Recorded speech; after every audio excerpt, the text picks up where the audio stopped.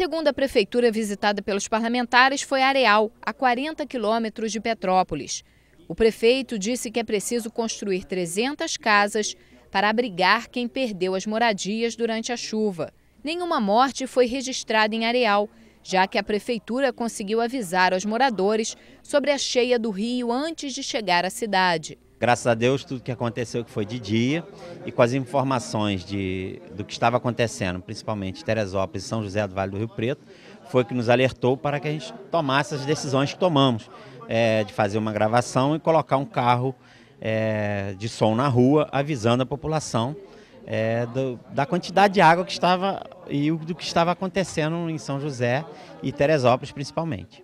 Agora a população acreditou na hora, saiu de casa, como é que foi? Sempre tem aquelas pessoas que ficam num primeiro momento muito descrentes, mas quando olharam para o rio também e viram que realmente o rio estava subindo, aí eu acredito que todos passaram a acreditar naquele aviso, que era um aviso oficial. Na comunidade Amazonas, os parlamentares vistoriaram alguns terrenos para analisar a possibilidade da construção de 80 apartamentos divididos em 3 prédios. No mesmo bairro, casas foram carregadas pela força do Rio Preto. Alguns moradores continuam no local, apesar do risco de novos desabamentos. Isso não pode continuar. Por sorte, nessa região, ninguém morreu, porque deu tempo da prefeitura avisar, porque a chuva não caiu diretamente aqui, as águas vieram de outros municípios e causaram essa tragédia.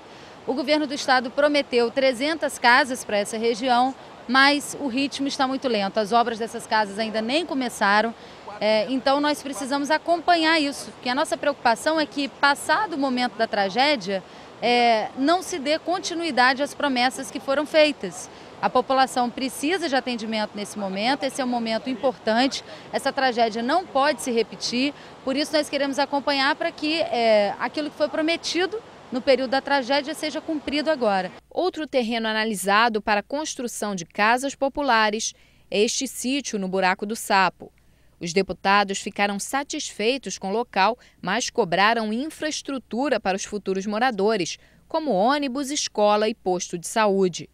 Em Alberto Torres, a largura do rio aumentou em 20 metros. Parte da Avenida Jorge Luiz dos Santos deslizou e os carros agora passam com dificuldade. No bairro Julioca, o problema foi a ponte que desabou no rio. A prefeitura construiu uma passagem provisória para pedestres. Os carros precisam dar uma volta de 7 quilômetros para chegar ao local. O único acesso de entrada e saída é aqui, é essa ponte. E a firma que teve aqui falou para a gente que dentro de 3 meses faria essa ponte. E não fez. E conversei com o engenheiro da firma e falou que não existe o projeto. Tem um caminho que é muito perigoso, o acesso que é da fazenda, que são os fazendeiros, foi bacana, que abriram o espaço, o caminho ali para a gente passar, mas eles também estão saindo prejudicados, né? Porque as porteiras ficam abertas, o caminho é horrível, acaba com os carros têm que ficar do outro lado, igual você está vendo. O meu carro foi todo arranhado, tem carro que está sendo amassado, que tem que ficar lá do outro lado. Os moradores reclamam da falta de estabilidade da ponte e muitos têm medo de fazer a travessia. Esta senhora chegou a cair e machucou o rosto. Tinha muitas pedras aqui, depois logo terminou a obra, né? Aí eu me senti mal, tonteira, pela minha idade talvez, né? Aí eu voltei correndo, aí que tropecei com um chinelo e caí, machuquei aqui. Agora já sarou, olha. Mas eu levei aqui, machucou minha cara todinha, fiquei com a cara assim. Fui parar no hospital, mas graças a Deus já. Nós vimos aqui as necessidades das pessoas, a dificuldade de passar.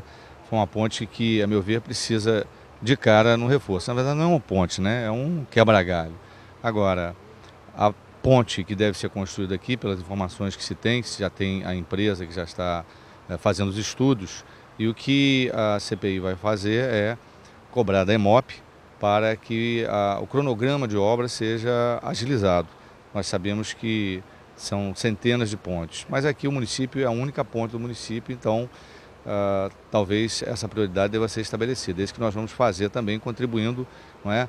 Fazendo essa, vamos chamar assim, desse meio campo entre as necessidades do município e o próprio Poder Executivo Estadual. No segundo dia de vistorias, os parlamentares se reuniram com o prefeito de São José do Vale do Rio Preto. Após o encontro na sede provisória da Prefeitura, a comissão participou de uma reunião com moradores e entidades de classe para discutir os problemas da cidade. A população cobrou agilidade nas obras de pontes e estradas, além da construção de casas para os desabrigados. O prefeito disse que 300 residências devem ser financiadas pelo governo do estado. Nós temos os terrenos para vários bairros, só falta um, que ainda não conseguimos o terreno, mas vamos conseguir. São 300 moradias ao total.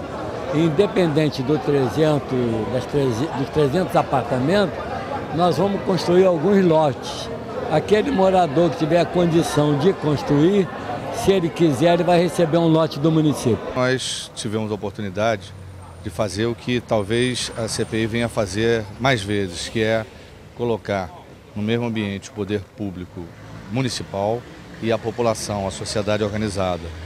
Isso em que pese no primeiro momento parecer que há conflitos, mas vai ajudando no estabelecimento de diálogo.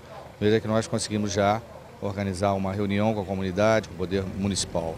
Então isso foi muito positivo, além da oportunidade de ver que São José é um município que, apesar da chuva não ter sido intensa, mas as águas que passaram por aqui deixaram um estrago muito grande que necessita de muito apoio do governo federal, do governo do estado, e a CPI vai estar participando ativamente dessa luta.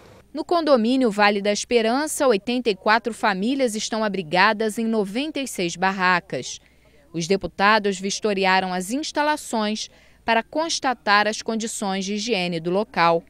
Em outro ponto da cidade, na escola Vicente Morelli, a água chegou ao teto e destruiu as salas de aula. Pelos corredores ainda é possível ver as marcas da enchente. Os alunos foram transferidos para esta unidade, a Escola Municipal José Afonso de Paula.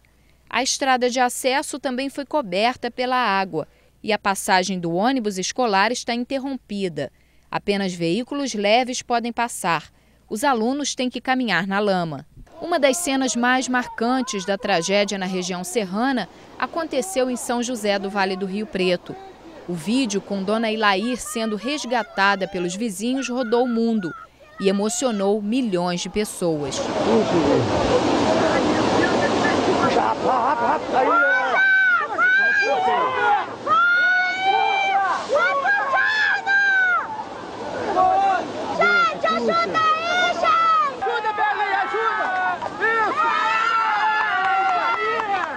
Ao longo do Rio Preto, a água chegou a subir 12 metros. Aqui em Poço Fundo, 38 casas foram destruídas. Neste rancho, os proprietários limpam a sujeira trazida pela enchente. Aqui não aconteceu nada, graças a Deus nada. A água só passou aqui por cima, mas não levou nada não. Tranquilidade aqui. Para cima que foi pior, né? Quanto que a água subiu aqui? Aqui ela atravessou na rua, pegou a pista. Veio em cima, só sujeira, agora só estou limpando, né? Para baixo arrebentou tudo, para cima, mas aqui, não, graças a Deus, não houve nada. A Ponte Preta, ponto turístico da cidade, também caiu dentro do rio. Construída em 1909, a estrutura de ferro não aguentou a força da água. Outra ponte levada pelo rio foi esta em Areias. São José é uma cidade que foi muito atingida. Praticamente o Rio Preto e a cidade se desenvolvem juntos, 54 quilômetros de extensão, de casas que foram destruídas, pontes que caíram, no mínimo 7 precisam ser feitas com grande urgência e tem que ter uma política habitacional também, porque tem muitas casas ainda na beira do rio que estão sob risco.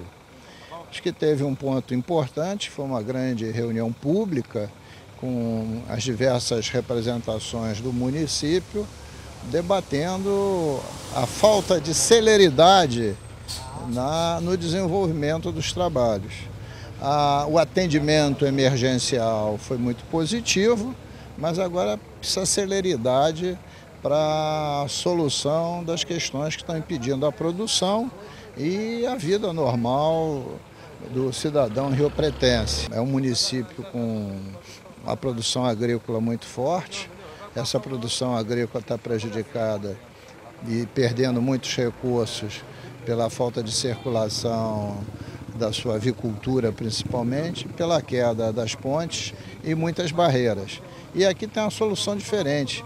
As barreiras, né, que precisam ser estabilizadas, as encostas que precisam ser estabilizadas, estão todas dentro do próprio Rio Preto, porque elas ameaçam a RJ 134, que é o principal acesso à cidade. Você continua acompanhando a nossa programação pelo Facebook, pelo Twitter e pelo nosso site www.tvalerj.tv.